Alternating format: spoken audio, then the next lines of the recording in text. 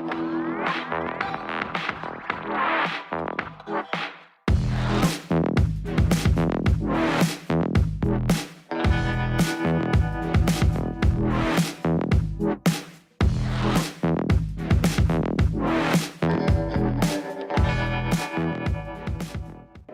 buenas noches, bienvenidos todos amigos, colegas a otra noche de webinar. Hoy tenemos la fortuna de contar con el doctor Rafael Fernández, ampliamente conocido en el medio avícola durante muchísimos años. El doctor Fernández se graduó en la Universidad del Zulia en el año 1972. Y posteriormente hizo una maestría en medicina aviar en la Universidad de Georgia en Athens. Tiene un diplomado del Colegio de Veterinarios Americanos en la producción avícola en el año 96. Tiene gran cantidad de papers en su haber. Tiene experiencia desde el año 72. Ha trabajado en este medio en Latinoamérica y en Estados Unidos desde entonces. Tiene también un sinfín de premios, incluyendo la beca Gran Mariscal de Ayacucho para sus estudios de posgrado. Hoy es profesor emérito, miembro emérito de la ACPB. Y hoy está aquí con nosotros. El doctor Rafael Fernández es una persona que es muy querida en el medio avícola. Ha trabajado en este medio durante muchísimos años, así que es cátedra cada vez que toman los micrófonos y se dirige a sus colegas. Hoy tenemos la fortuna de contar con él. Está dispuesto pues a compartir con nosotros y con todos sus colegas todas esas experiencias que ha tenido durante tantos años. Doctor, buenas noches, bienvenido, muchísimas gracias. Es un honor para nosotros tenerlo aquí, tomar ese tiempo para compartir con nosotros, de verdad se lo agradecemos mucho. Bienvenido. Bueno, buenas noches. Muy agradecido, Yulen, por tu introducción. Muchas gracias a ustedes por el tiempo. Gracias por darme la oportunidad de compartir con ustedes, aunque sea a la distancia. Deseo que cada uno de ustedes esté cuidando mucho de la actividad de este COVID-19, que nos está azotando a nivel mundial. Y que muy pronto podamos volver a la realidad y podernos encontrar y dejarnos de dar los abrazos virtual para darnos los abrazos como son, a los maracuchos o a los venezolanos, o a los latinos, como dicen. Muy agradecido, Yunen, y a los organizadores de la Asociación Venezolana de Venezolanos en el Exilio. Creo que es una buena iniciativa, aplaudo esa iniciativa. Cuentan con mi apoyo de manera incondicional, bien sea en la parte avícola o cualquier otra cosa que ustedes necesiten. En el momento que necesiten organizar algo, cuenten de manera incondicional conmigo. Entonces, vamos a dar inicio. Yo voy a bajar la imagen aquí y voy a quedarme solamente con la de la presentación. Vamos a dar inicio entonces a la charla de hoy o a la presentación. No es una charla, no es una charla magistral, tratamos de que sea más instructiva. Muchas cosas, algunos de ustedes la saben, pero es de manera de refrescar. Un tema muy importante que se titula Enfermedades más comunes del tracto digestivo de las aves y su importancia en la salud intestinal.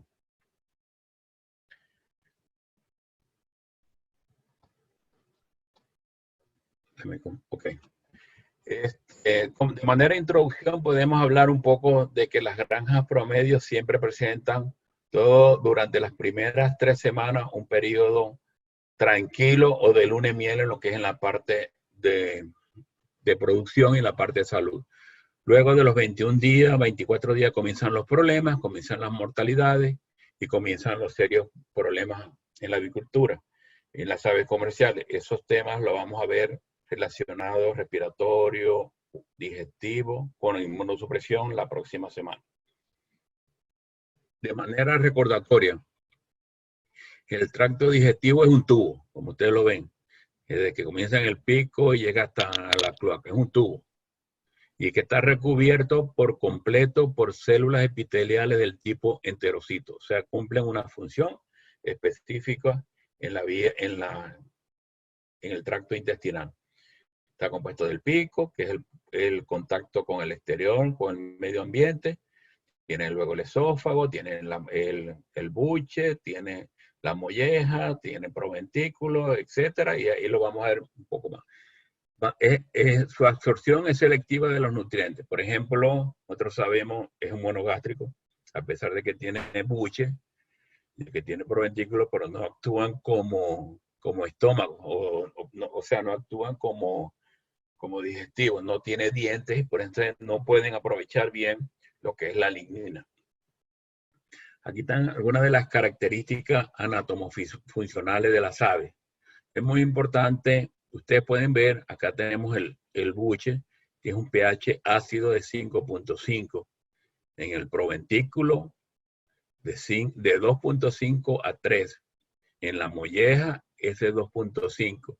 Si ustedes pueden ver a nivel de la primera porción del intestino, el pH es ácido. ¿Por qué es ácido? Es ácido porque interesa el control de los virus que causan daño a la pared intestinal, que son los virus intestinales que vamos a ver más adelante.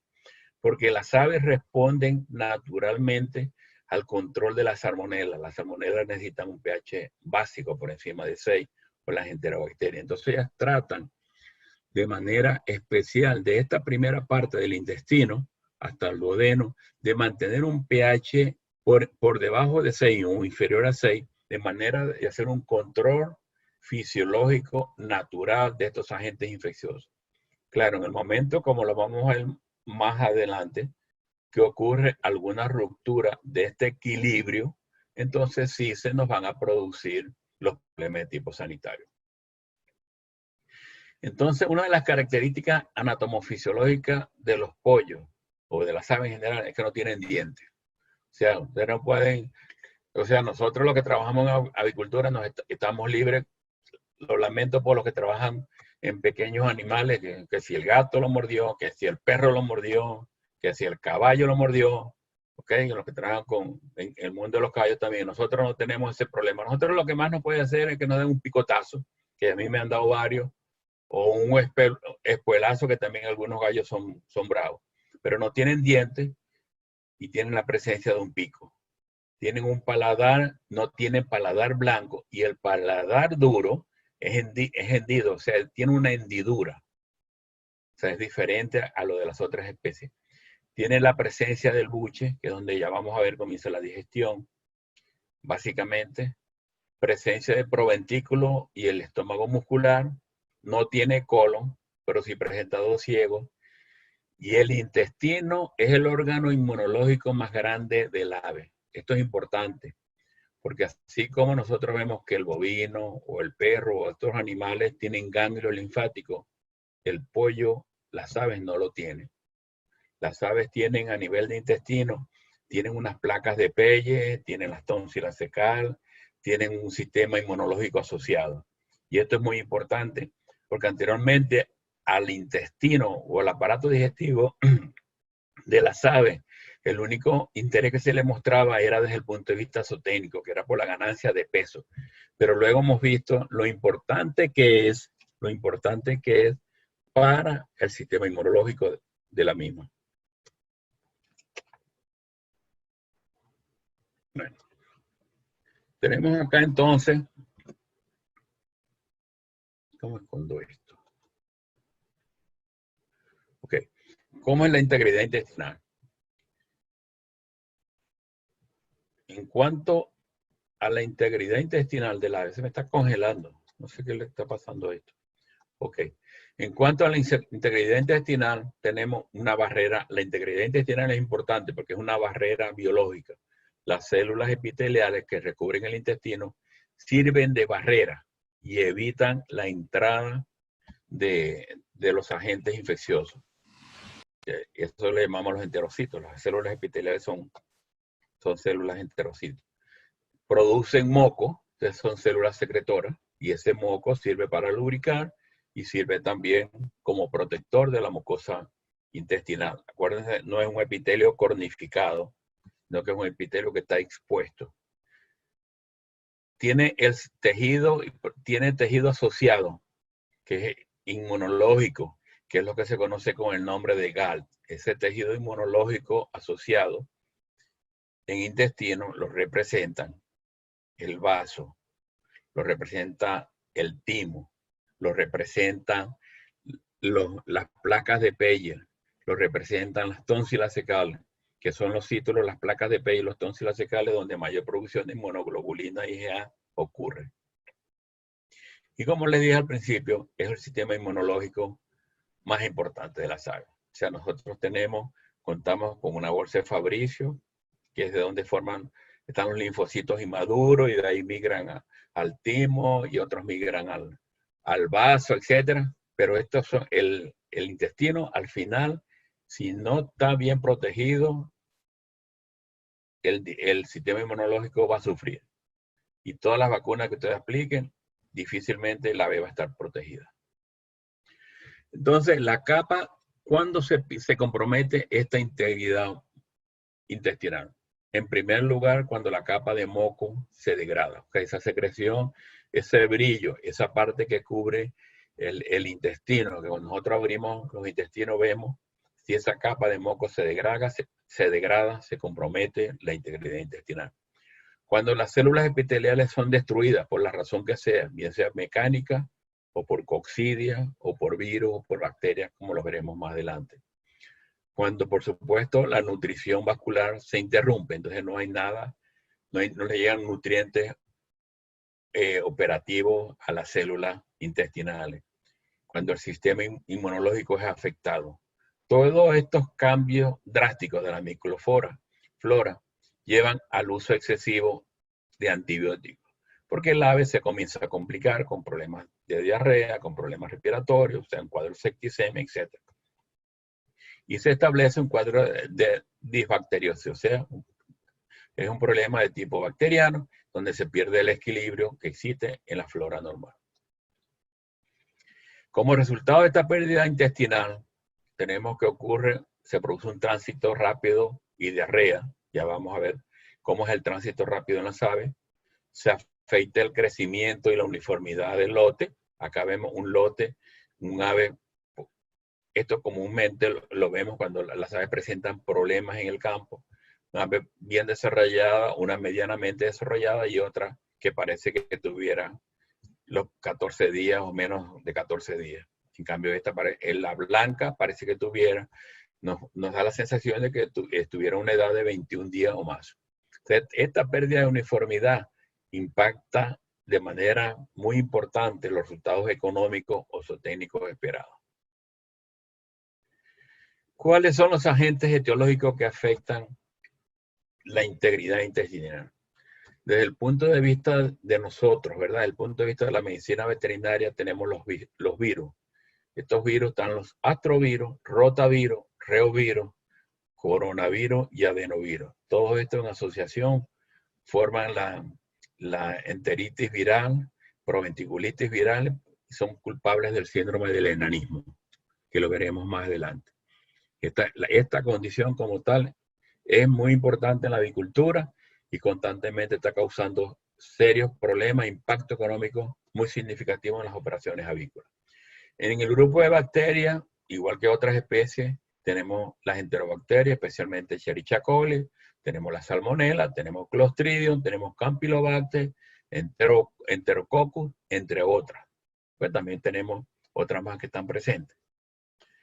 Y en el grupo de los protozoarios tenemos la coccidia, tenemos la tricomona, coyolosoma, tenemos el Cryptosporidium, que también se asocia para producir un cuadro de inmunosupresión, hexamintiasis producida por la hexaminta, la histomona, esta enfermedad estaba prácticamente desaparecida en las aves y ha vuelto a emerger como una condición que se conoce como cabeza negra, que es la histomoniasis melagride.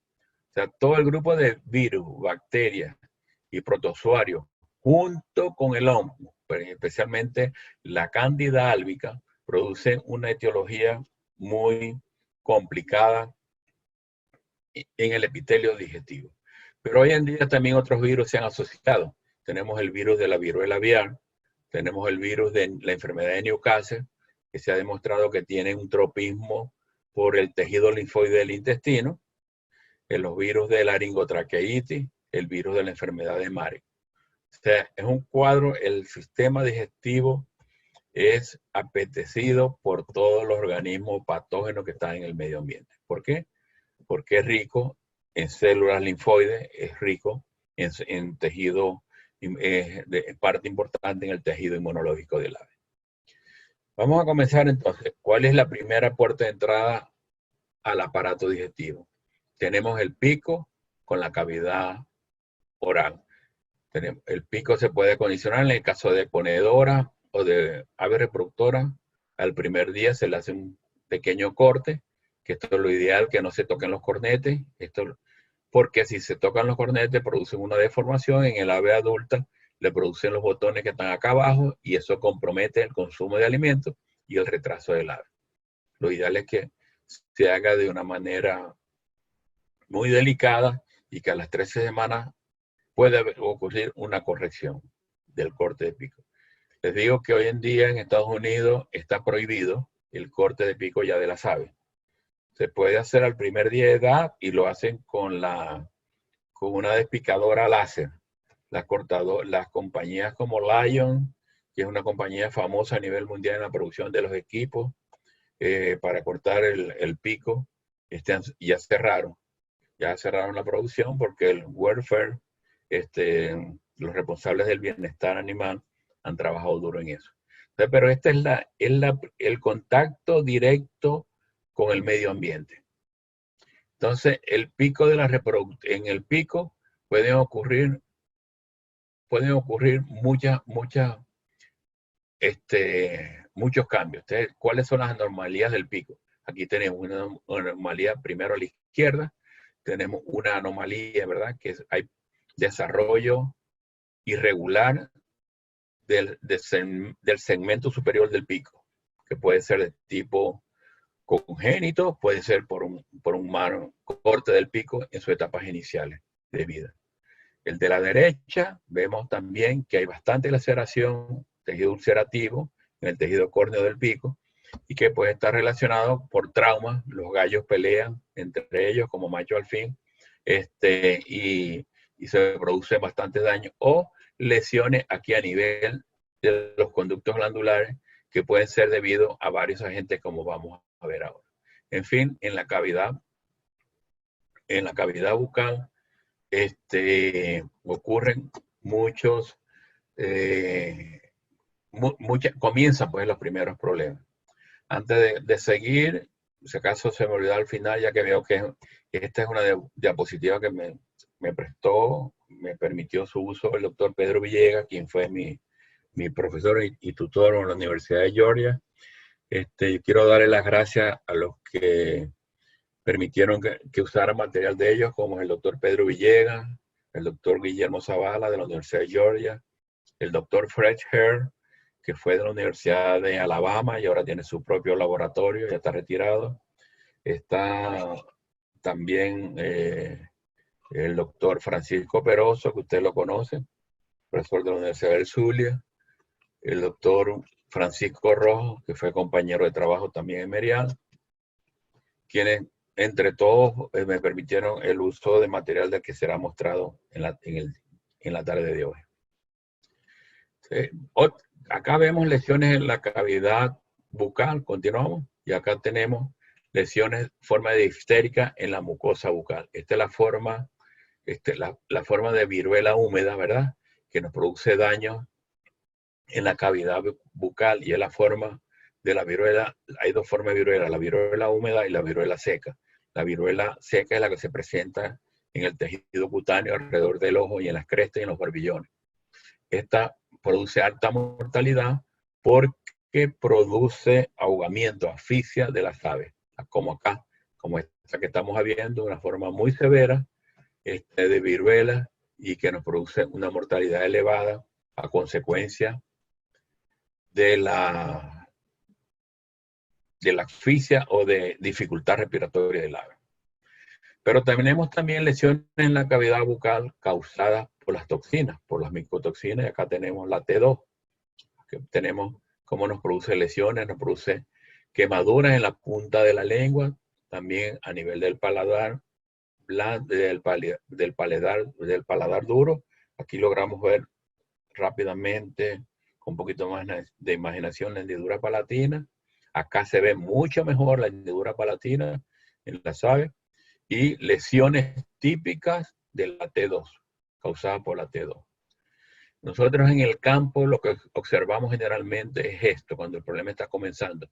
Y el primer signo que observamos es que el ave disminuye el consumo, porque le duele consumir el alimento, entonces el ave relucta, o sea, rechaza el consumo de alimentos. Este es lo más típico que observamos. No se ven pollos pequeños, se ven aves adultas y podemos verlo en algunos casos en aves mayores de 5 semanas de edad, en pollos de engorde. Entonces, la cavidad oral es afectada básicamente por dos agentes. Uno es viral, es el virus de la viruela aviar, que es un herpes virus, y las micotoxinas que afectan, como sabemos, a todas las especies. Pasamos luego al esófago. En el esófago podemos encontrar estomatitis. Las estomatitis inicialmente pueden ser por agente cáustico, por cloro. A lo mejor los pollos se pusieron a seguir el consejo de nuestro presidente Trump, estuvieron tomando cloro. El cloro con él se pueden bañar, pero no tomar. El cloro, amonio cuaternario, sulfato de cobre, que lo utilizamos mucho en el alimento y nosotros también lo utilizamos para el control de micotoxinas. Tenemos que tener mucho cuidado. Igual que la violeta genciana, lo utilizamos para el control de los agentes micóticos en la cavidad bucal, en intestino. Esto generalmente son estos dos, el sulfato de cobre y la violeta genciana. Y los agentes infecciosos como bacterias y virus. Aquí vemos una esofagitis química, desde el punto de vista del laboratorio, ¿verdad? Producida por agentes químicos como son sulfato de cobre, amonio cuaternario y la violeta genciana. En algunos casos se puede presentar también una metaplasia escamosa debido a una deficiencia de vitamina A. Pero esto es más que todo experimental. Nosotros lo logramos producir una vez en el laboratorio cuando yo era estudiante, pero luego de 7 semanas, porque es muy difícil producir una deficiencia de vitamina A en las aves. Como agente infeccioso encontramos también los parásitos, y aquí vemos la capilaria, pues se conoce como capilaria SP, que se establece en el esófago, también se establece en otras partes del intestino, del tracto digestivo. Y acá lo vemos la forma adulta y aquí en la forma de larva. Son parásitos, endoparásitos que afectan las vías digestivas. En el buche también podemos observar la estructura como la que vemos acá a la derecha, que es lo que se conoce como buche pendular. Esto puede tener varios tonos, puede tener varias causas, como es la pérdida del tono muscular de la zona del buche. Ocurre más en reproductoras pesadas que en pollos de engorde. Algunos hablan de una predisposición genética, yo no lo creo y no lo he visto que sea alguna relación de tipo genética, pero sí se relaciona con la enfermedad de Marek. ¿Por qué? Porque el virus de Marek produce parálisis de las fibras nerviosas que inervan al buche. Entonces, por eso se produce este tipo de lesión macroscópica. Y ocurre entre aves de 15 a 14 semanas. Esta no es una condición infecciosa. En el buche también tenemos bacterias, que junto con el hongo, como lo veremos más adelante, va también a causar problemas problemas muy serios en la integridad o en la salud intestinal. Acá vemos la cantidad de bacterias gram negativas, ¿verdad? Que están comprometiendo la calidad del buche, que está produciendo serios daños, porque recuerden que acá realizamos la primera digestión en el buche, aquí es donde se liberan los primeros ácidos digestivos. Y también acá, ¿se acuerdan que hablamos hace unos minutos de las capilarias? Acá tenemos las capilarias nuevamente en diferentes estadios presentes. Esto nosotros macroscópicamente no lo vemos. Nosotros llegamos a ver esto solamente cuando lo vemos con el microscopio. Muy rara vez se ve en aves comerciales, pero yo les digo que sí son frecuentes observar las micosis, y cuando ocurren las micosis pueden estar presentes las bacterias, porque entre ellas hay un equilibrio, y también los agentes parasitarios. Acá tenemos la micosis, ¿verdad? La fibra, los micelios. Generalmente, y el más común que se observa comprometiendo la actividad fisiológica del buche, es el Candida albicans. El Candida albicans está frecuente, es un inocuo. Está presente, pues, está presente, no es inocuo, está presente en el medio ambiente y puede contaminar a las aves fácilmente, así como nos puede contaminar a nosotros el Candida albicans de la manera más estúpida. Pero experiencia propia, cuando comencé a trabajar en la avicultura, me cuidaba poco, no me lavaba bien las manos y trabajé en ponedora y tomé una infección por candidiasis en los oídos. No fue en otra parte, fue en los oídos que la tomé y llegué a perder hasta una uña a consecuencia del efecto de la Candida albicans. Bueno, pasamos ahora al proventículo. En la proventiculitis es a consecuencia de una inflamación y una dilatación de las paredes del órgano. Esto afecta a la conversión. ¿Por qué afecta a la conversión alimenticia? Que es un parámetro zootécnico muy importante. Porque produce proventiculitis, produce inflamación de las glándulas que están ahí. Producen fragilidad de la pared.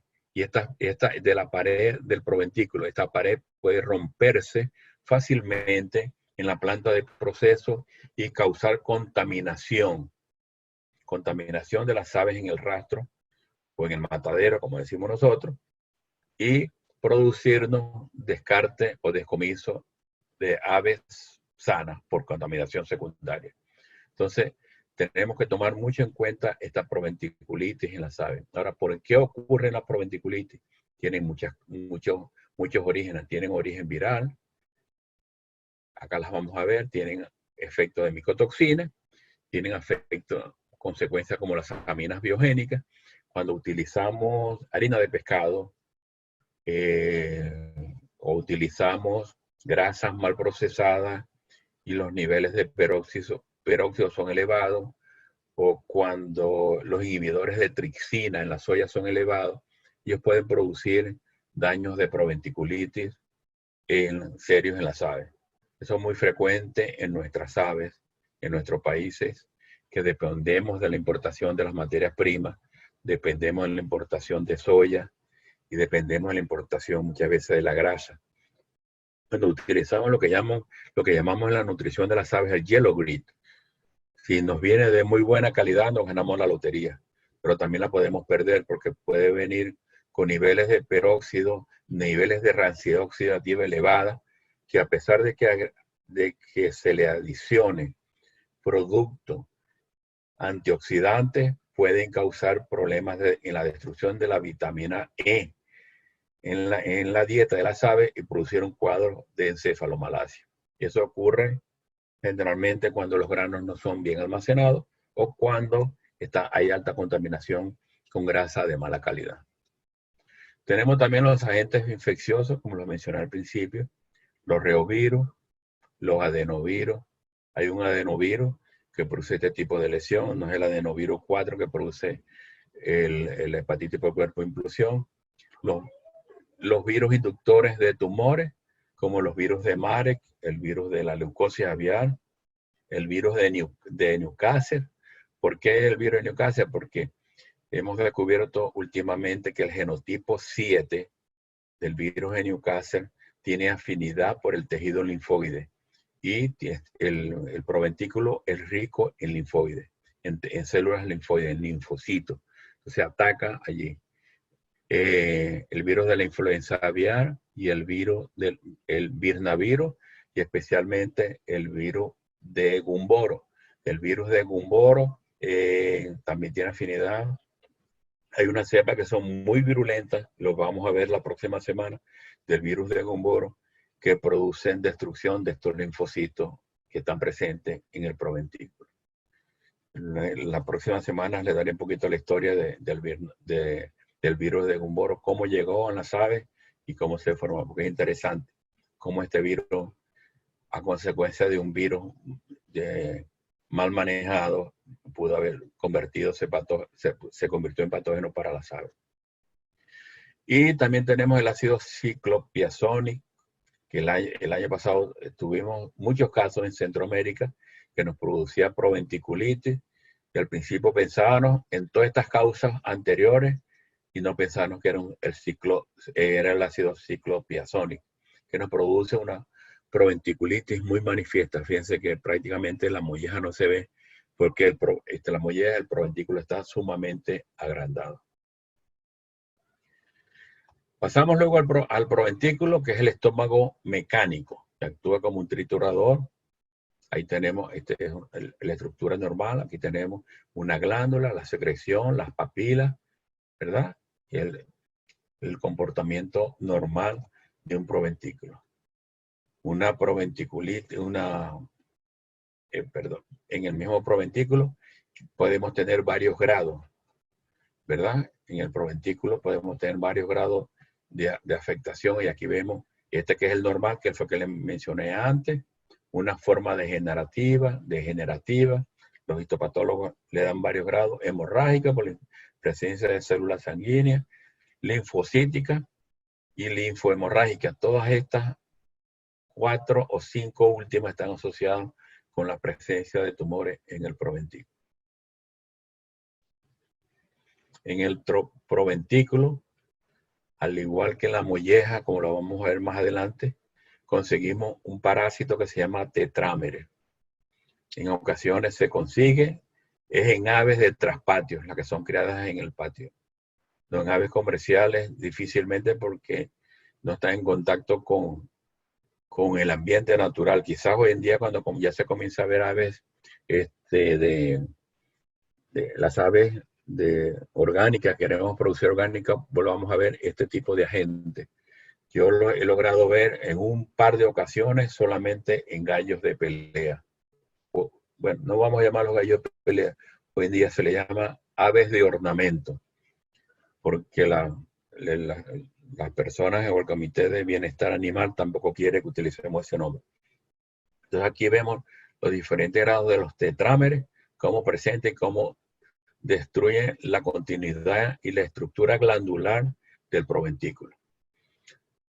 La forma ya de los tumores, acá podemos verla, cómo están presentes, ¿verdad? Cómo son degenerativos los linfosarcomas, que ocurren especialmente cuando hay problemas de mares, cuando teníamos las estructuras causadas la leucosis subgrupo J. A principios de los años 2000 tuvimos serios problemas con este agente viral. Pasamos luego ahora con la molleja, que es el estómago, sí es el estómago muscular. Disculpen que lo habían nombrado. El estómago, la molleja muscular, que aquí viene, vemos primero el esófago, vemos el proventículo, pasamos a la molleja y luego el intestino. ¿Qué podemos ver nosotros en el estómago muscular? El estómago muscular normal presenta una cutícula, esta sí es cornificada, de células bien gruesas epiteliales, ¿verdad? Que protege a estas células que están acá, no cornificadas, y que son las glandulares. Importante, es el estómago mecánico. Ahí podemos ver erosiones, diferentes grados de erosiones, que van de grado 1 a grado 4. Grado 4 cuando hay perforación y llegan al final. Podemos tener intoxicación como las que vimos anteriormente, ¿verdad? Por cobre, intoxicación por sulfato de cobre, cuando tenemos 3.000 partes por millón, como las que estamos viendo actualmente en la fotografía que les estoy mostrando. Y el sulfato de cobre, como les dije anteriormente, se utiliza mucho en la dieta de las aves, para los controles que le dije. Buscando que nos ayude a controlar la presencia de los hongos, de las cándidas, de las micotoxinas que están presentes en los granos que nos llegan importados. Lo normal son niveles de 50 a 100 gramos. Esta es la dosis que es recomendada. En algunos casos, en mi experiencia personal, he utilizado hasta 300 gramos, pero no más de ahí. Los niveles de toxicidad ya se comienzan a manifestar por encima de 500 partes por millón. Es de gran ayuda, pero es peligroso.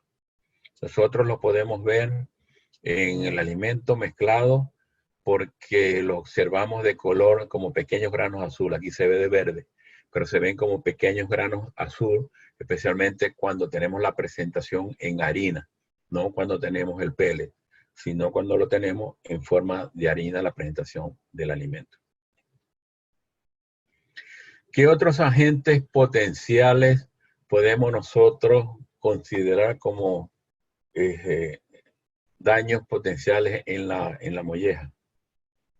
Bueno, generalmente, además del sulfato de cobre que ya lo mencioné, el resto son de tipo nutricional. Desbalance de aminoácidos, falta de fibra en el alimento, porque la fibra, al igual que en el caso de ponedoras y de reproductoras, pedimos que haya suplemento de carbonato de calcio de 3 mililitros, porque eso ayuda al desarrollo de la molleja. Y si en caso de que el alimento no tenga suficiente fibra, debemos complementar también con carbonato de calcio, ¿verdad? Para darle mayor actividad, tonicidad a la molleja de las aves y que también permite liberación de calcio para la formación de la cáscara del huevo en ponedora y en reproductora. Privación de agua y de alimentos nos puede provocar daño. El exceso de vitamina A o una deficiencia de vitamina E. Esta deficiencia de vitamina E va siempre asociada con selenio. Entonces, muy poco se logra ver en las aves comerciales. Se logra ver un poco más en pavo, pero no en pollo. El suplemento del carbonato de calcio es muy importante, no en pollos de engorde, pero sí en pollas de reemplazo, ponedora y de reproductora, porque esas sirven también de liberación de calcio que sirve para la formación de la cáscara. Las ponedoras hoy en día son como un atleta de alto rendimiento. Le exigimos mucho. Ya vendía una ponedora, fácilmente produce 94, 95, 97% de pico de producción. 98% he visto algunos casos. Y son muy débiles para consumir alimento. Y la cáscara necesita 2.2 gramos diarios para su formación. El alimento aporta 1.8. Por mucho que el alimento se le adicione. O sea, el alimento nunca está falto de calcio ni de fósforo. Pero entonces debe ser complementado con este carbonato de calcio en la dieta de manera manual o individual. Pues yo tengo fotos ahí de cómo lo manejan en las ponedoras y cómo lo manejan en las reproductoras. A fin de evitar de lo que se produzca lo que conocemos como osteomalacia, que también se produce en los bovinos, ¿verdad?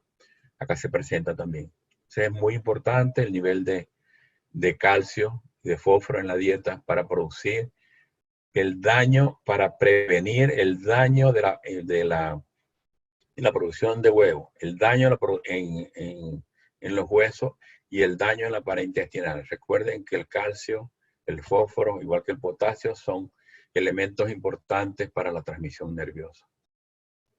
Y también se relaciona con estrés en incubadoras. Los daños en los estrés en incubadoras, alto calentamiento también produce daños primarios de erosiones en molleja. Eso lo vemos en pollitos de un día de edad. También lo asociamos con algunos adenovirus, lo asociamos con un aspergilo, etc. Pero el estrés de la incubadora puede producir un daño en pollitos de un día de edad antes de consumo de alimentos. Llegamos al intestino delgado, y el intestino delgado es una pieza muy importante, porque en el intestino delgado es donde se absorben los nutrientes. Aquí vemos las vellosidades, unas vellosidades normales, ideales, de buen tamaño, de más de 8 a 12 milímetros, excepcional. Eso es lo que siempre quisiéramos ver. Y acá las vemos con el microscopio electrónico, cómo se ven las células, ¿verdad? Estos enterocitos, cómo se ve el moco alrededor protector. Esto es lo ideal que siempre queremos ver. Esta parte de aquí del asa duodenal hasta el yeyuno, incluyendo el yeyuno, como les dije, es donde se produce la mayor absorción de los nutrientes. Es donde también están las placas de Peyerl. Es donde debemos cuidar su integridad, su salud. Y es una de las partes más sensibles a daños por micotoxinas y a la actividad viral. Esta es una foto de un lumen intestinal. También, como le dije, son cortesías del doctor Guillermo Zavala. Esta diapositiva que estoy mostrando, acá tenemos el lumen, aquí tenemos la producción, ¿verdad? Generación de los enterocitos.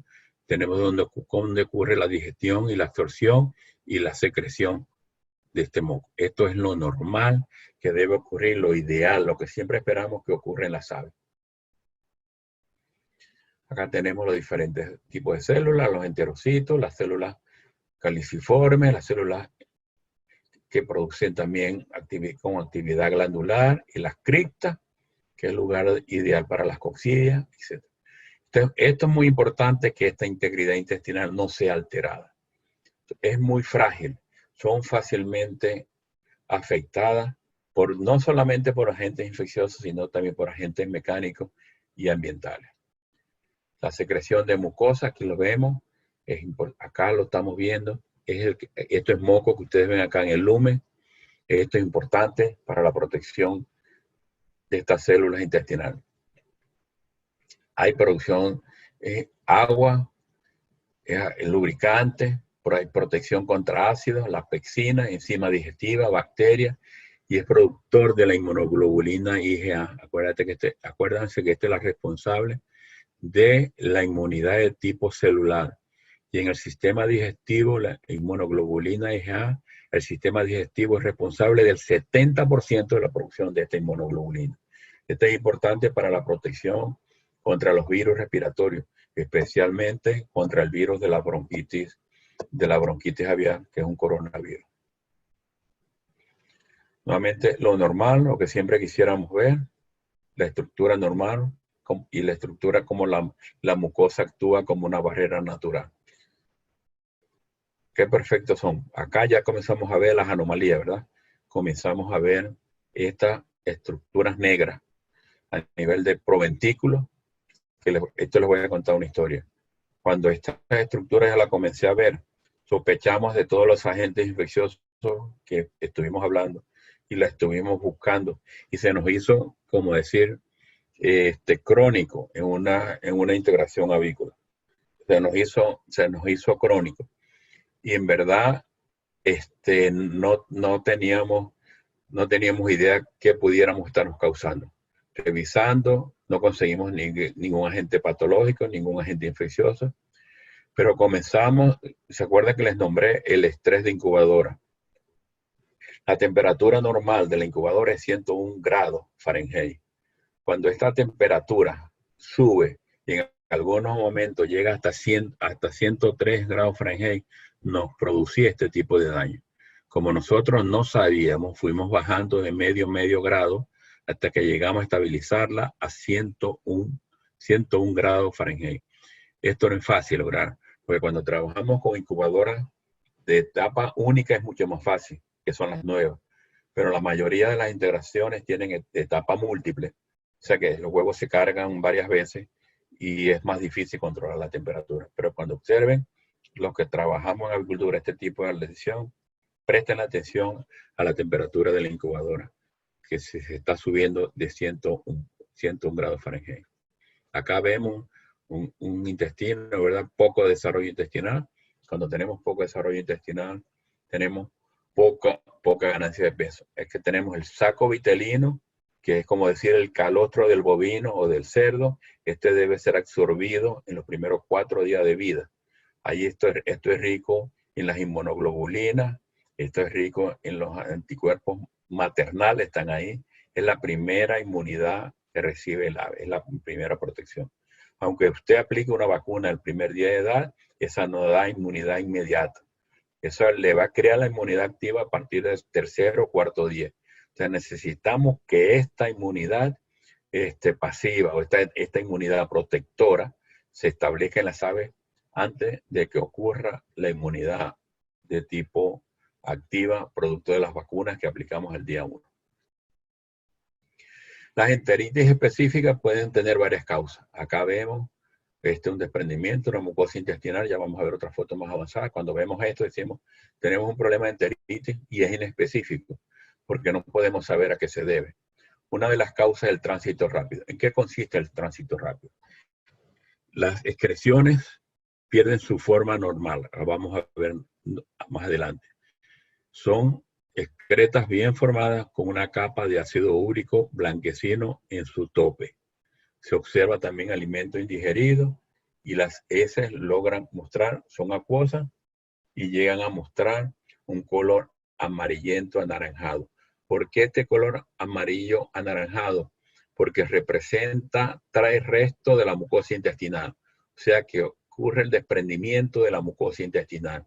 Y cuando nosotros perdemos esta salud intestinal, perdemos la ganancia de peso y comprometemos la protección sanitaria del ave. Entonces, ya ven lo importante que es cuidar el intestino. También se observan heces acuosas, camas húmedas, resbalosas, con mal olor a los días porque se produce mucho amonio en el interior de los galpones. Cuando nosotros detectamos amonio en un galpón, el olfato humano detecta el amonio en el galpón cuando tenemos niveles superiores a 20 partes por millón. Niveles de 5 a 10 partes no los detectamos y niveles superiores de 5 partes por millón son capaces de producir daños en el epitelio respiratorio. Para que ustedes vayan viendo cómo se va complicando una cosa con otra. Entonces, descamación epitelial evidente, como la que ya hablamos, y nos afecta, por supuesto, la uniformidad del lote, porque unas aves son más afectadas que otras. A la necropsia de las aves se detectan distintos grados de proventiculitis, como los que ya mencionamos, y de enteritis, pueden ser bacterianas, viral, etcétera, que las veremos más adelante. Esto es lo que siempre queremos ver. Esto es una excreta normal, con una buena capa de ácido úrico en su superficie. Algunas no llegan a ser tan claras como esta, pero que mantenga su estructura. El contenido de agua de las excretas no debe ser superior al 1%. Existen unos aparatitos que las casas genéticas lo han aportado a las diferentes integraciones avícolas, que nosotros tomamos 3 gramos de excreta, lo colocamos ahí, lo apretamos y vemos el contenido de agua. Y nunca debe ser superior al 1%. Eso es lo normal. Y este es el caso que nosotros consideramos de alimentos sin digerir. El contenido de agua es mucho mayor, ya se pierde la estructura normal que vimos anteriormente. Acá comenzamos a ver el alimento indigerido, podemos ver granos de soya o de maíz, etcétera, granos de alimento no digeridos, y esto es una gran pérdida para el productor. El alimento llega a representar más del 70% del costo operativo de una operación avícola en nuestros países, porque nosotros somos 100% prácticamente de importación de grano. Si no cuidamos que existe una buena absorción intestinal, las pérdidas son cuantiosas. Entonces aquí estamos perdiendo dinero. Aquí se puede ver en maíz o soya, otros granos, y aquí hay daño de la pared intestinal, que ya lo vamos a ver más adelante. Y aquí lo podemos ver. Cuando el daño es muy severo, aquí está la capa de ácido úrico, pero miren el desprendimiento. El desprendimiento, el color anaranjado que anteriormente les comentaba, cómo se puede ver bien claro.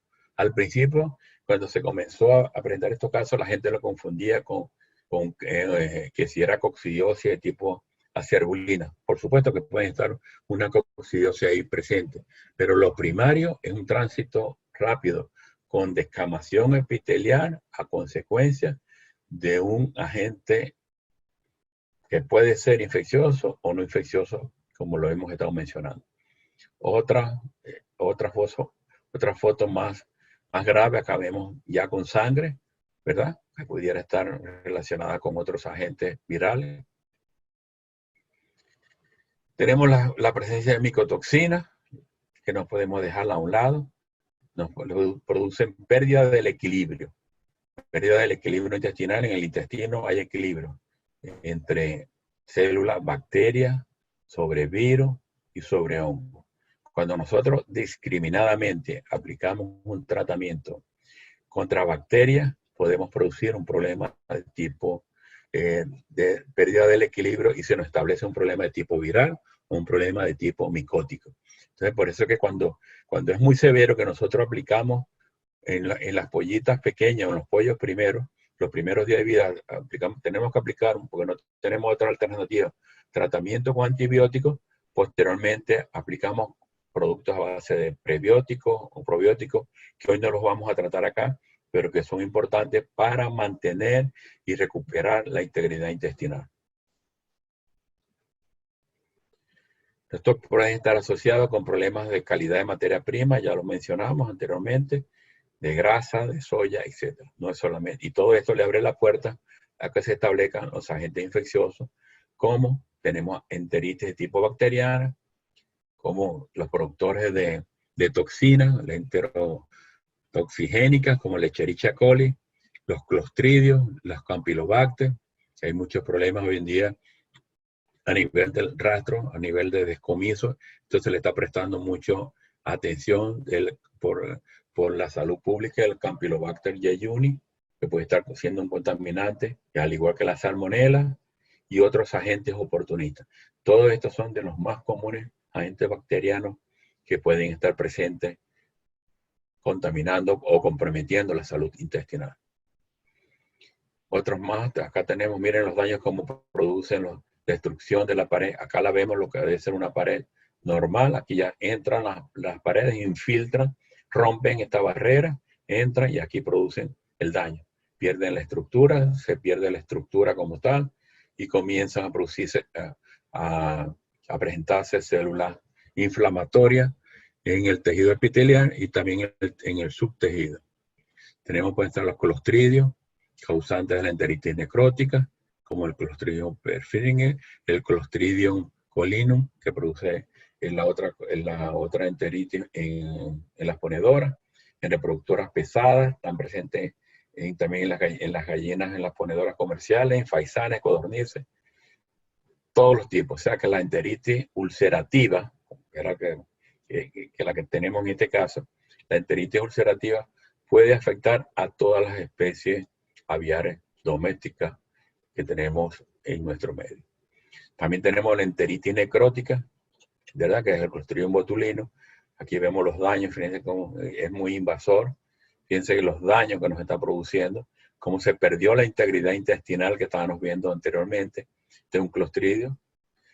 Y la enteritis necrótica, que todo lo que vimos anteriormente, lo vemos acá como una toalla. Cuando nosotros lo vemos como una toalla y puede haber una necrosis intestinal. Es una necrosis intestinal. En algunos casos se hace mucho más sistémica y produce daños en el hígado y puede confundirse con una hepatitis por cuerpo de inclusión. Pero cuando ya usted ha tenido varios casos de hepatitis por cuerpo de inclusión, no lo llega a confundir. Puede ser confundido con puede producir una enteritis inespecífica.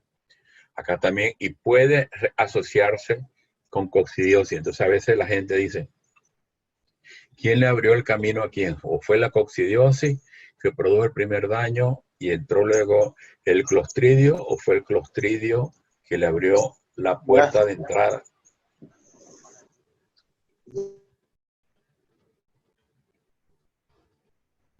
¿Sí?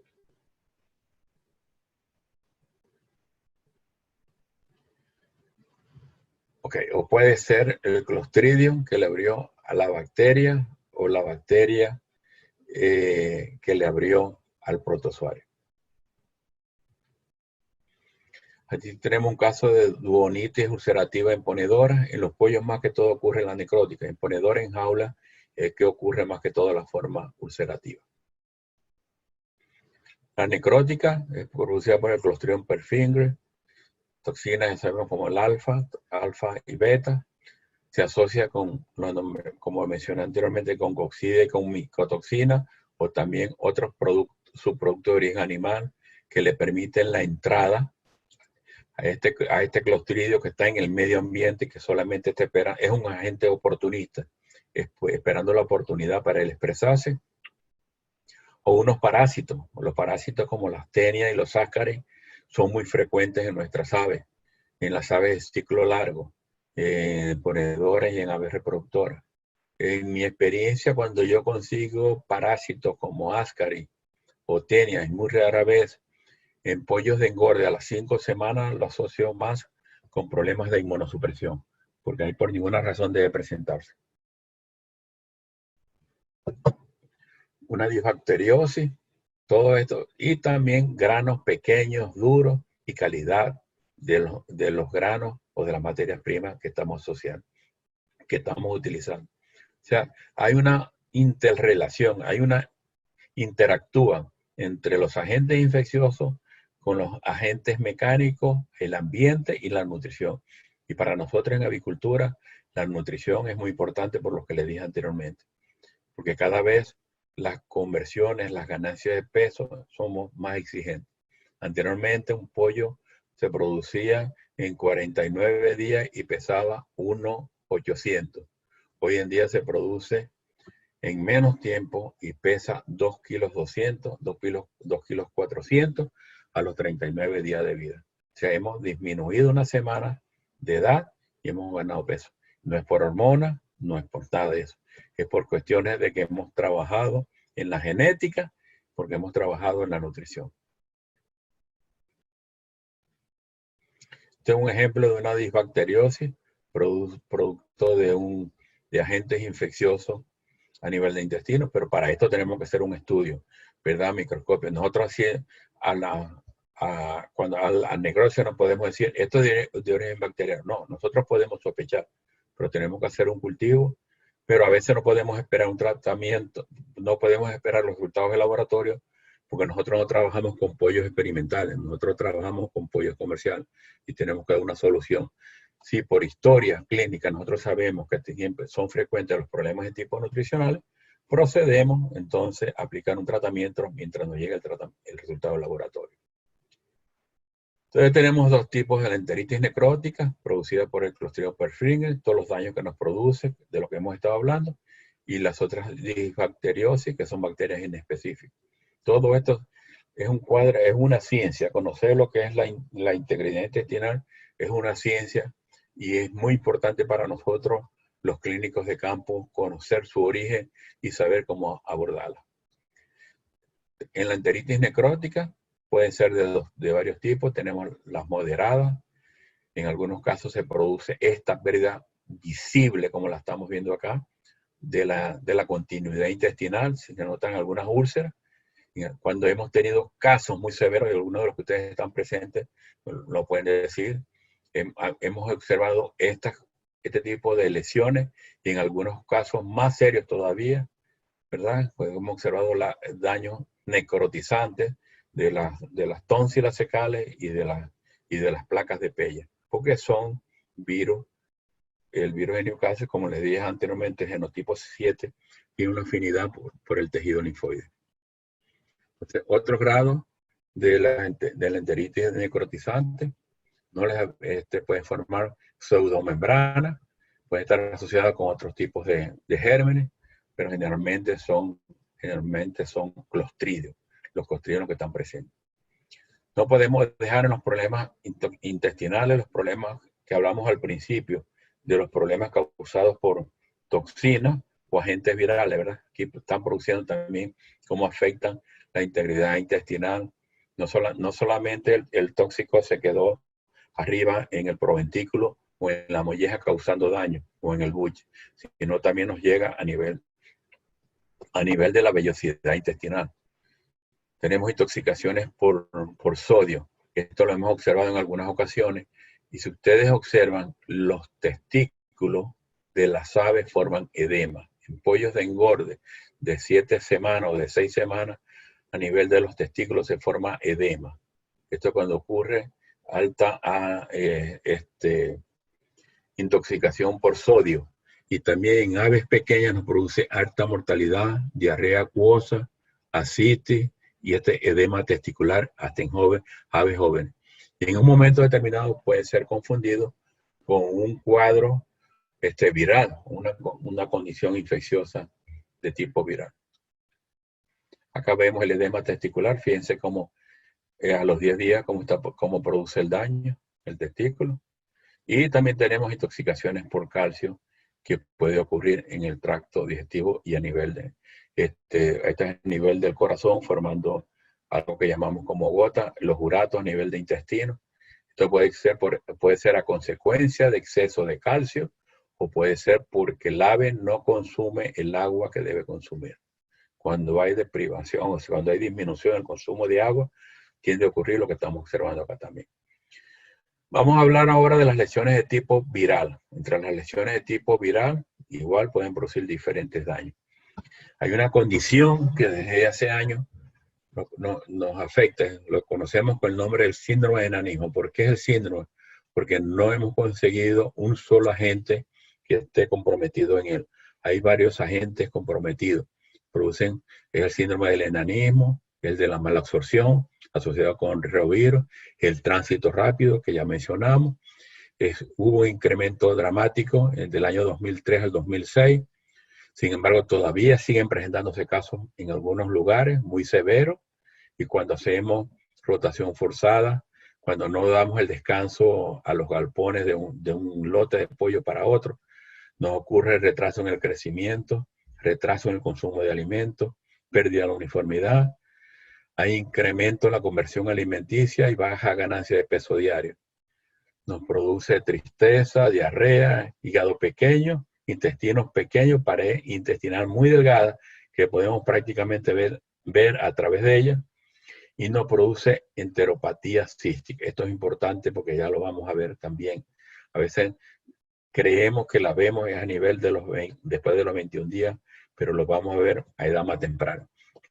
Entonces los agentes virales más nombrados son el mismo de la nefritis viral de las aves, donde tenemos el astrovirus, tenemos los calicivirus, los coronavirus, que no es el que está circulando ahorita en nosotros en los humanos, enterovirus, reovirus, rotavirus, otros virus entéricos y por supuesto la asociación con bacterias.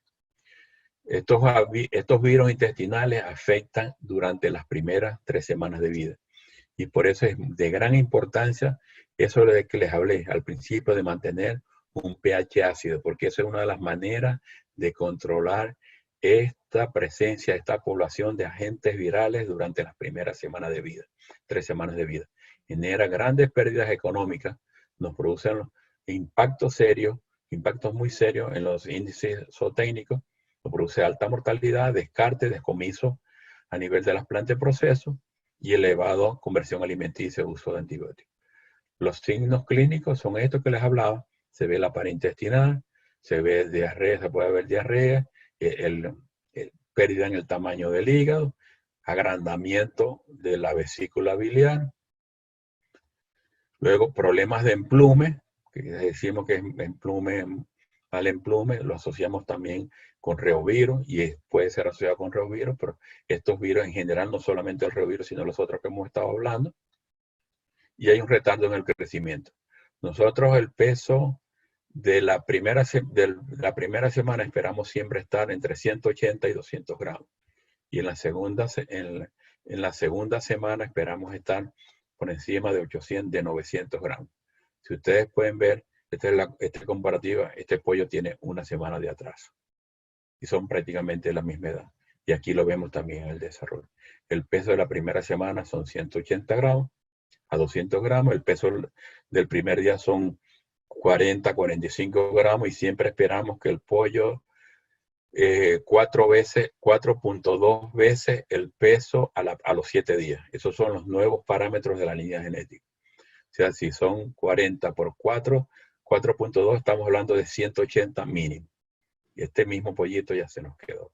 No lo cumplió. ¿Okay? El síndrome de mala absorción también afecta a otras especies en pavos y ahí lo vemos también que los diferentes nombres que ha recibido, el complejo de la enteritis de los pavos, el síndrome de la mortalidad en los pavos, el síndrome del stunting, de mortalidad súbita, etc. No solamente de pollo, sino que también de los pavos. Fíjense la calidad de la cama, como está una cama húmeda. Para que ustedes vean, esto es una foto cortesía del doctor Fred Hare, del Laboratorio Veterinary Diagnostic Pathology LLC. A los 11 días, una histopatología, una vellosidad intestinal del duodeno. Observen las estructuras quísticas que ya están formadas. Eso macroscópicamente nosotros no lo podemos observar. Eso es debido a la actividad de los virus intestinales que también afectan el proventículo. Y acá podemos ver no solamente, sino que el daño que produce en el sistema inmunológico, esto lo vamos a dejar para el próximo domingo, sobre la atrofia de la bolsa de Fabricio, ¿verdad? Cómo afecta seriamente los folículos linfoides y también el timo. Dos órganos muy importantes en la inmunización de las aves, en la protección de las aves. Lesiones microscópicas en pollos expuestos a camas contaminadas. Esto es muy común. Constantemente en las operaciones avícolas rehusamos la cama y no le damos el tratamiento que debemos de darle como calentamiento. Lo ideal sería cambiar la cama, pero nosotros sabemos que hoy en día la cama es lo que le sirve de colchón a los pollos para su cría. No se puede hacer, pero debemos entonces calentarla por encima de 65 grados por más de 5 días. Y retirar las partes húmedas. Eso no lo estamos haciendo. En algunos sitios lo hacemos, en otros no. O cambiar la cama en su totalidad en el área de recepción. Los que me están escuchando dicen, ojalá mi patrón hiciera esto. Él lo sabe, usted se lo ha dicho, pero no lo hace. Bueno, ¿cómo llegamos a la parte de la prevención? Eso es lo mejor. ¿Qué podemos hacer? Tenemos el control a través de vacunas. Usamos anticoxidales, vacunas para la prevención de la coccidia. También usamos tratamientos antiparasitarios. Tenemos programas de control de endoparásitos para las aves de ciclo largo, que los repetimos a los 21 días. Generalmente lo aplicamos en una ponedora, una ave reproductora a las 18 semanas y lo repetimos a los 21 días. También utilizamos medicamentos preventivos. Hoy en día hay muchos promotores y protectores de la mucosa hepática para utilizar la menor cantidad de terapéuticos, porque cada vez en los países, especialmente acá donde estamos, en Estados Unidos y en otros países, ya comienzan a presionar a que se retiren los medicamentos, los antibióticos y los anticoxidiales del alimento. Solamente en el momento hay unos presentes, por lo menos la bacitracina, se permite acá todavía en los Estados Unidos junto con la tirosina, pero la penicilina, ampicilina, los macrólidos no se permiten. Entonces ya tenemos que trabajar con la inmunización de las aves contra Clostridia y con la prevención con un manejo que permita un mejor manejo de las aves. Las vacunas, los agentes anticoxidiales para causar o originar mejor inmunización de las aves, y hoy en día se trabaja también con agentes toxoides, está trabajando genéticamente con vacunas. Hoy en día el uso de las vacunas vectorizadas ya son muy común en el caso de los virus. Vamos a ver la próxima semana algunas de ellas cuando hablemos de Gumboro y de Mare. Y también genéticamente en algunas líneas genéticas. Ya para finalizar, quiero dejarles algunas reflexiones. La integridad intestinal implica mucho más que el control de la coccidia y de los clostridios. Hemos visto que son muchos agentes, muchos factores que pueden estar implicados. Es importante estimular, cuidar y mantener este equilibrio de la microbiota intestinal. Ya hablamos, el equilibrio entre bacterias, el equilibrio con los hongos. Porque de lo contrario, nos puede romper y se aprovechan los parásitos. Cuando nosotros hacemos un tratamiento contra coccidia, podemos romper este equilibrio de la microbiota. porque son antibióticos, entonces tenemos que tener cuidado. La calidad del alimento, seguimos hablando, es muy importante. Hemos estado hablando de que el alimento puede representar el 70% del costo operativo de la integración avícola. El alimento lleva proteína. Los anticuerpos son proteínas, son aminoácidos. Entonces yo digo, si el costo del alimento representa el 70% de la integración del costo de la operación avícola, también el alimento es responsable del 70% de los resultados productivos de un lote.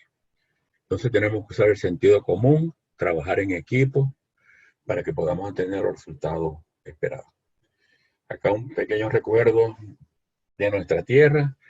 Esto era todo lo que tenía para hoy. Espero que haya sido de su interés, que haya podido cumplir con las expectativas. Y como les dije, estoy siempre a la disposición de ustedes en este momento o luego para aportarles alguna información adicional. Muchas gracias. Muchísimas gracias, doctor. Excelente presentación, bastante completa, bastante detallada, muy didáctica, utilizando todos los segmentos del aparato digestivo. De verdad, para nosotros es un placer tenerle aquí. Y ahora vamos a ver si los colegas tienen algunas interrogantes, algunas preguntas. Entramos en una fase de preguntas y respuestas. Ya las opiniones se ven en el chat. Dice, muchísimas gracias, excelente charla. En Maracucho lo dicen que molleje clase. Muchísimas gracias, buenas tardes, recordé muchas cosas y aprendí otras. Gracias por la presentación. Saludos desde Veracruz. Etcétera. Bueno, vamos a comenzar con las preguntas. Dice Máximo, ¿qué opinión tiene el uso de butirato para mantener el control de microorganismos en el intestino como sustituto de los antibióticos? Bueno, esa es la nueva tecnología, ¿no? Y de una u otra forma tenemos que ir a eso. Yo tengo una charla preparada sobre eso, sobre el futuro de la protección de la integridad intestinal. Eso es como decir una clase diferente a esta que estamos dando, ¿no? Todos esos productos están cumpliendo su objetivo. Todos esos productos están en el medio ambiente, todos están siendo evaluados.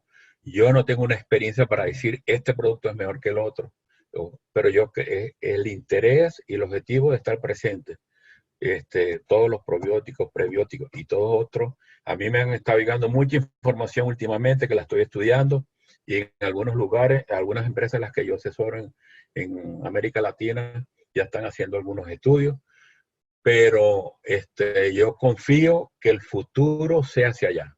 Piensa los butiratos y otro organismo, el futuro es prevenir, cuidar la integridad, cuidar la salud intestinal con el uso de estos productos, con el butirato y otros más. Ese futuro tiene mucho futuro.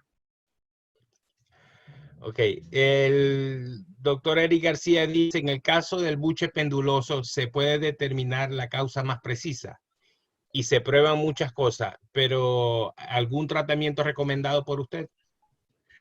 No, generalmente cuando se presenta el buche penduloso, Eric, no son muchas las aves que se presentan, pueden ocurrir 2. Yo cuando he visto 1 o 2. No recuerdo haber visto en algún galpón alguna vez 5 aves, pero generalmente son 1 o 2. La solución es eliminarlo. No existe un tratamiento preventivo. La prevención sería lo que se hace, pues la vacunación a nivel de la planta de incubación contra la enfermedad de Mare, utilizar las cepas adecuadas, a veces HBT Rispen, si es una ponedora comercial y un ave de ciclo largo, etcétera. A prestarle mucha atención y eso lo vamos a tratar la próxima semana, sobre lo importante del control de esa enfermedad, pero generalmente se asocia más con la enfermedad de Mare. Y cuando nosotros sabemos que hay una enfermedad de Mare, aunque sea de manera subclínica, no existe tratamiento alguno. Bien. Dice el Edgar Cabello, doctor, ¿qué alternativas en campo pueden utilizarse para el tratamiento de un caso de tránsito rápido? ¿Cuándo no podemos tener acceso al manejo del balanceado? Edgar, eso es lo que nos sucede, eso es lo que nos sucede a diario. Que nos dicen, bueno, ese es el alimento que tenemos y ese es el que hay que usar. Entonces, ¿qué puede hacer? Yo te recomendaría, uno, no tienes primero, trata de acidificar el agua. Utiliza productos de acidificar el agua. Yo recuerdo que yo en los principios utilizaba vinagre porque no había otro y demás. Establecía tratamientos preventivos desde la primera semana, pero hemos visto que el vinagre ayuda, pero no mantiene el pH ácido estable. Acuérdate, como lo dije, donde es más importante durante las 3 primeras semanas de vida. Entonces, si hay otros productos en el mercado que yo pudiera nombrar, el Cielco pH, el Acidemic, y hay varios en el mercado que yo conozco y que ahorita escapan, que pueden ser utilizados y pueden ser evaluados para que den el pH ácido durante las primeras semanas de vida. Yo lo usaría de manera permanente, porque no es solamente para los virus, sino que me ayuda también a prevenir las bacterias, esas bacterias que son patógenas y me comprometen la integridad intestinal. Y otros factores que tendría cuando ya la tengo implantada es buscar la manera de usar protectores de la integridad intestinal y si estoy seguro que tengo un problema de un ataque de una enteritis necrótica o de un clostridio, bueno, ir directamente al ataque de esta bacteria, bien sea con una ampicilina. Yo utilizo mucho, yo en mi práctica, pues me gusta utilizar mucho los productos a base de bacitracina. Generalmente es uno de los promotores que yo utilizo y recomiendo utilizar en el alimento para prevenir, para mantener la integridad intestinal. Pero eso frecuentemente lo tenemos. Tienes toda la razón, frecuentemente lo tenemos y a veces nos sentimos impotentes porque esa es la respuesta que recibimos del dueño, eso es lo que tenemos y es verdad, y eso es lo que tenemos que usar. Entonces nos queda a nosotros tomar las medidas que podamos a nivel de campo. Dice Juan Carlos Santandreu, aquí puede verse la promoción de productos avícolas en lo que se ha usado el orégano para el control bacteriano. ¿Cuál es la base de esa práctica? Bueno, yo hace muchos años, yo decía que algún día íbamos a llegar a utilizar los productos orgánicos, así como usábamos el orégano y usábamos el achiote y esas cosas. Y otras, ¿cómo se llama el otro? El no sé qué del ratón, que lo usábamos para curar el cáncer allá en Maracaibo y todas esas cosas, ¿no? Que decía la gente. Yo decía que en algún momento lo íbamos a utilizar. Yo no he tenido práctica, yo no he tenido experiencia con el uso del orégano todavía, pero en algún momento que tenga la oportunidad lo voy a evaluar. Pero lo que sí es seguro de una cosa, que mal no le va a hacer. Mal no le va a hacer. Para algo debe ser beneficioso. Doctor, ¿usted recomienda el uso de ácidos orgánicos para recibir pollitos? Sí. Sí, porque ya hemos estado viendo lo importante que es cuidar la integridad intestinal. Y algunas veces, en el caso de reproductora de pollita, si tengo es la única manera, si no uso ácido orgánico al día 1 cuando tengo que aplicar la vacuna de salmonela el primer día, porque el ácido orgánico se la va a llevar por delante. Uso vacuno contra salmonela y vacuno contra coccidia y comienzo a utilizar los ácidos orgánicos 10 días después de haber utilizado la vacuna. Y si tengo que revacunar contra salmonela a nivel de campo, en el caso de aves de ciclo largo, suspendo una semana antes el ácido orgánico y una semana antes y 10 días después de la aplicación. Pero en nuestros medios, en nuestros países, es necesario el uso de ácido orgánico, porque eso también de otra manera te ayuda a controlar el pH. Doctor, la siguiente pregunta era en ese orden. Dice, ¿qué opinión tiene el ácido acético diario para acidificar el agua de bebida? El ácido acético es muy bueno y fue el primero que yo usé. Y lo usé en República Dominicana. Yo creo que hay algunos conectados, algunos de los colegas y amigos de República Dominicana que pueden dar fe y testigo de eso. Y todavía lo seguimos utilizando. Tenemos un programa establecido con el uso del ácido acético. El ácido acético es muy útil, nos ayuda mucho a prevenir los problemas de tipo entérico. El único problema con el ácido acético es que se degrada y no mantiene el pH ácido que queremos. Entonces, usarlo todos los días es peligroso, que puede producir un daño cáustico. Nosotros lo que hacemos es que lo usamos 3 veces por semana y lo suspendimos el día que tengamos una vacunación en el agua de bebida.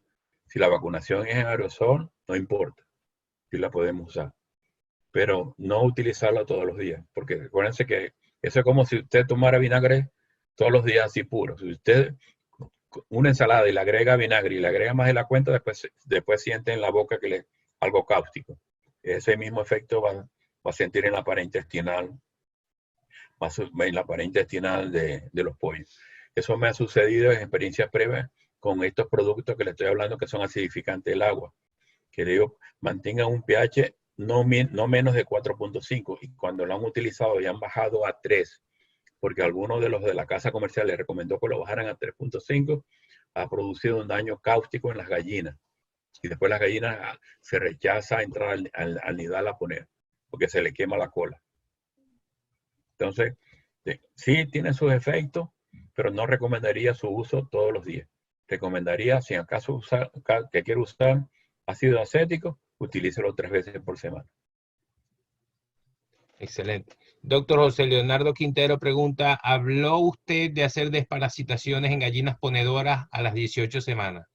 ¿Qué principio activo recomienda según su experiencia? Bueno, yo dije a las 18 semanas, porque en el caso de reproductora, a las 18 semanas hacemos la primera desparasitación y la segunda la hacemos a las 22, 19, 20, 21, sí, o a las 21 semanas. Generalmente cuando ya se están trasladando a producción. O se van a trasladar generalmente se trasladan a producción las reproductoras entre las 20 y las 21 semanas. En el caso de las ponedoras, no. En el caso de las ponedoras, nosotros las trasladamos entre las 15 y las 16 semanas. Entonces haría la primera desparasitación, la haría entre las 14 semanas o a las 13 semanas y la segunda la haría 3 semanas más tarde, manteniendo un intervalo, una ventana de 21 días. Ahora, ¿qué productos? Hay muchos productos en el mercado. Todos los productos que son activos contra las tenias, que son activos contra los ácaris y los heteraki. ¿Por qué digo yo los heteraki? Porque los heteraki son los responsables de servir de vector de la Histomonas meleagrida y son las que nos sirven para alojarse en el ciego de las aves. Son muy pequeños, no los prestamos atención y sirven para causar los problemas de cabeza negra en las aves. Pero hay muchos productos en el mercado y que no son específicamente para aves, son productos de bovinos. Yo me acuerdo que hace muchos años yo usaba un producto que usaban ustedes en bovino, el Panacur. No sé si ese producto todavía estará en el mercado. Era uno de los productos que yo usaba. También hay, pero hay varios productos. También hay los tiabendazol, esos productos, ofendazol, esos productos que se usan hasta en el alimento.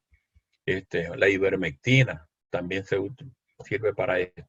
Aunque a lo mejor no la conseguimos porque como Trump la está usando también, entonces ya la están usando los seguidores de Trump acá en los Estados Unidos. Digo yo por echar broma. Pero existen varios productos. Lo importante es que tengan actividad contra ácaris, que tengan actividad contra tenia y contra los heteraki. Isabel Ureña dice, excelente charla. Escribe desde República Dominicana. Osvaldo Ureña. Faustino dice, Rafa, muchas gracias por tu excelente presentación. Como siempre, excelente. El doctor Luis Felipe Díaz, saludos desde Venezuela. Oscar Carrizo. Buenas. Oscar, un abrazo. Dice, este buche penduloso es muy común en ponedoras al final de ese ciclo productivo. Es normal para las 110 semanas. A pesar de la edad, es patológico. Algo... Sí. ¿Quién hace esa pregunta, Oscar? Oscar. Sí, en este caso yo no lo asociaría más, yo no lo asociaría tanto con problemas de mares, porque si hubiera sido por la enfermedad de mares se le hubiera presentado mucho más temprano. Le hubiera ocurrido cuando estaba subiendo el ciclo de producción entre las 22, 24, 26 semanas de vida o a las 40 semanas. Ya a las 100, cuando está terminando el ciclo, no. Eso puede estar asociado más con problemas de tipo genético, puede estar asociado con tipo nutricional, si el alimento ha tenido mucha fibra, y también puede estar asociado en ocasiones con condiciones estresantes del ambiente. Pero, de nuevo, una causa definida como tal única no la hay. Yo la asociaría en este caso, Oscar, con otras condiciones, pueden ser estresantes las condiciones ambientales, puede ser nutricionales, puede ser ya la edad. Ya cuando uno está viejo, ya hasta la papada le va saliendo. No venga aquí como a mí, ya me sale la papada igualito. Así igualito las gallinas también le va saliendo eso. Yo cuando me gradué de veterinaria no tenía papada igual que ustedes ven, pero ya esa es la edad, ya esa es condición fisiológica.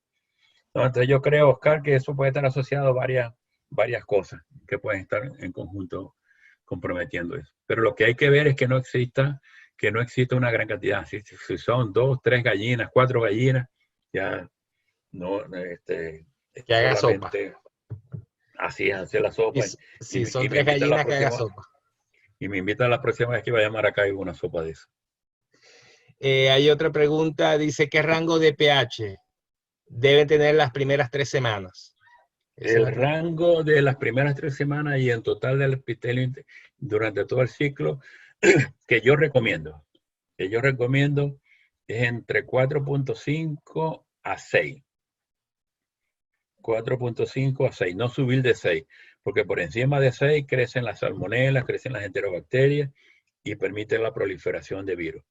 Y pH por debajo de 4, yo sé que algunas casas genéticas piden 3.5 y 3, pero yo he visto en el campo que 3 y 3.5 producen daños muy severos, cáusticos en intestino. Entonces, por eso yo trabajo con 4.5, para que cualquier error humano vaya a 4.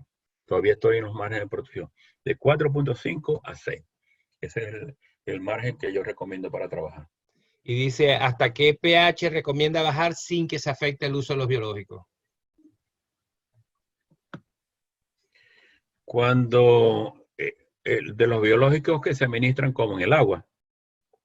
Sí. Sí, entiendo que sea en el agua. Bueno, cuando nosotros vamos a administrar la vacunación, generalmente la realizamos un día. Nosotros tenemos, todo el que vacuna en el agua de vida tiene un procedimiento de preparación 24 horas antes y 24 horas después. 24 horas antes generalmente limpian las tuberías, le hacen flushing con ácido cítrico. Y generalmente ahí dejamos, algunos dicen que quiten el cloro, que quiten y tal. El cloro no afecta el pH, no afecta el pH. El cloro es para las partes por millón y para las bacterias.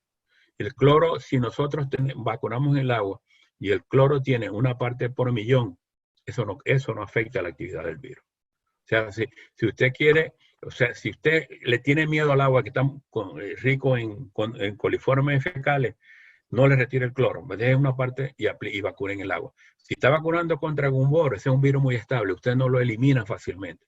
Si hubiese sido fácil, nosotros lo hubiéramos eliminado fácilmente ya de las explotaciones avícolas con niveles de cloro que a veces usamos de 5 y 6 partes por millón. Así que mantenga una parte de cloro, una parte por millón y vacune. Pero el ácido cítrico, el pH, el producto sí lo puede suspender. Pero en el caso del cloro, son dos cosas diferentes. Una es para la acidez y el otro para el control de los agentes bacterianos contaminantes. Por eso que queremos mantener el pH siempre en una parte por millón. El virus de Newcastle tampoco se afecta con un pH de 1. Doctor, dice, hablando también de la calidad del agua, dice, ¿qué pudiera decir de la importancia de la dureza de la calidad microbiológica para la integridad intestinal? Mucho. Ahí vi que entró un amigo de República Dominicana que él sabe quién es el agua, la dureza que tiene en el agua. de los dolores de cabeza que nos ha hecho pasar, que en una de ellas tuvieron que ponerle un suavizador al agua. Eso afecta, ¿verdad? Produce diarrea, compromete la ganancia de peso, compromete la vacunación, compromete los rendimientos económicos, ¿sí? Nosotros, o sea, cuando se trabaja con agua dura, hay unos patrones, hay unos valores, unos indicadores normales que está establecido, que yo los tengo disponibles para ustedes, no los tengo acá en la cabeza, pero yo los tengo disponibles. Y usted necesita trabajar con agua dura, es poco lo que puede hacer. Lo único que el dueño quiere invertir y establecer suavizadores en el agua. De lo contrario, siempre va a tener problemas. Siempre los resultados de esas granjas no van a ser igual o mejor que las que tienen agua de mejor calidad o que tienen agua potable como tal.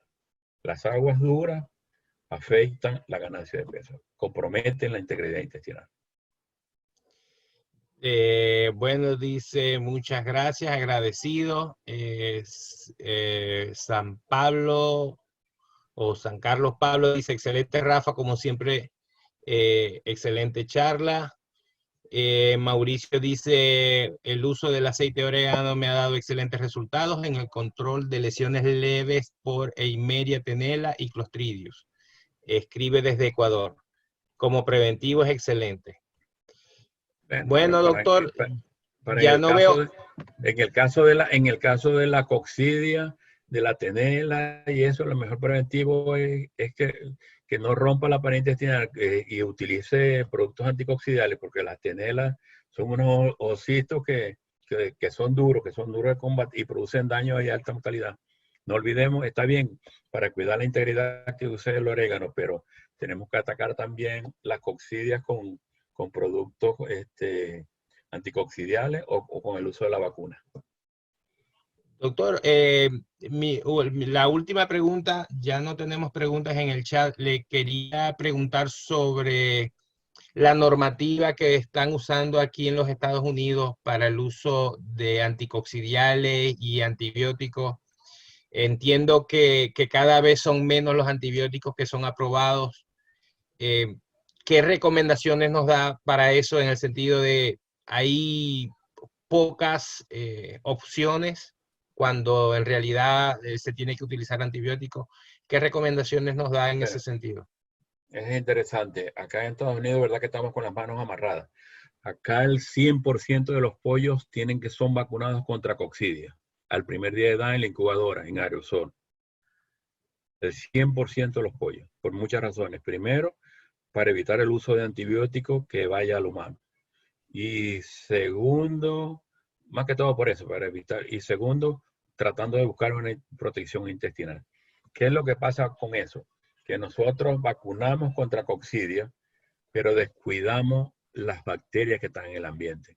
Y una de ellas es el clostridio. Y ese clostridio nos produce enteritis necrótica. Si nosotros nos quejamos en nuestro país de que cambiamos la cama una vez al año, después de 6 o 7 lotes, aquí la cambian cada 3 o 4 años, 5 años, porque por cuestiones del ambiente. Entonces, hasta ahora todavía se ha permitido el uso de la bacitracina. El uso de la bacitracina y algunos anticoccidiales que pueden usar. Pero generalmente los productos que han estado utilizando es la bacitracina y la tirosina para problemas de tipo respiratorio. También la tirosina se ha usado para el control de algunos problemas de tipo entérico. Pero básicamente nosotros legalmente acá no podemos usar ninguno de los antibióticos que son utilizados en la industria humana, legalmente, y que son todos. O sea, cada vez tenemos que trabajar con bienestar animal, tenemos que trabajar con bioseguridad, con limpieza y con vacunaciones.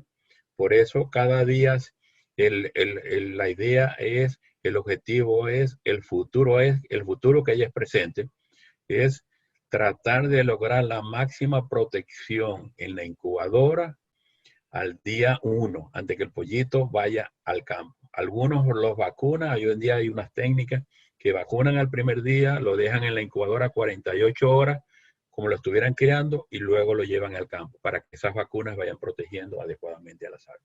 Pero cada día tenemos menos alternativas de aplicar antibióticos en el campo.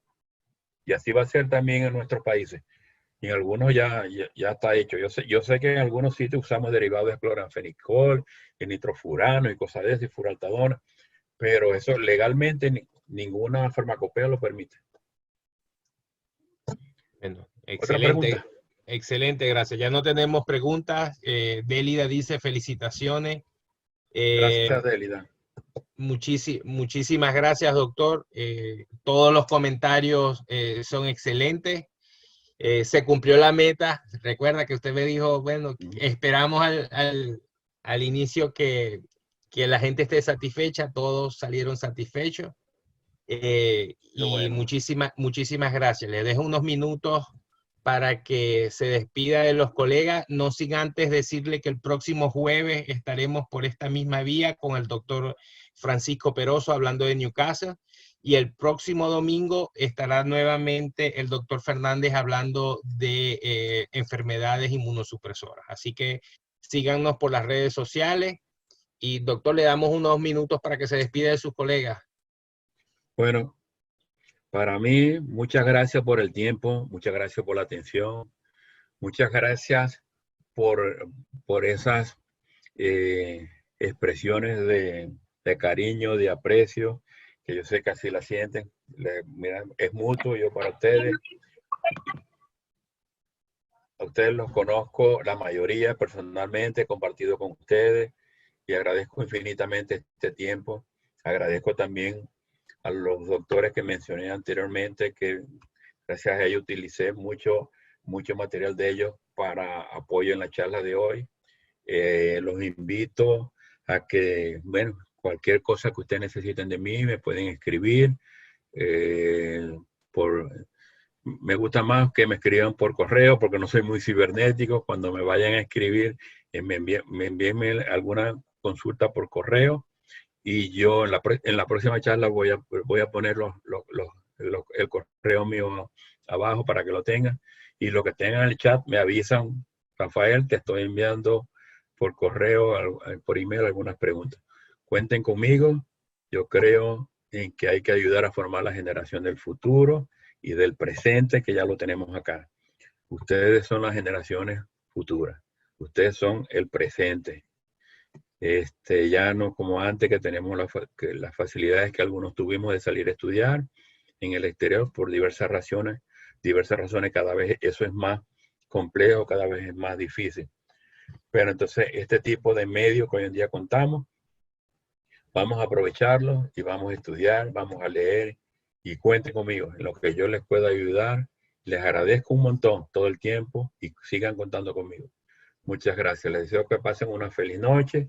Síganse cuidando del COVID-19. Que Dios me los bendiga y espero verlos muy pronto. Y el abrazo virtual que siempre les envío, espero que podamos dárnoslo personalmente. Muchas gracias. Muchísimas gracias, doctor. Y que descansen.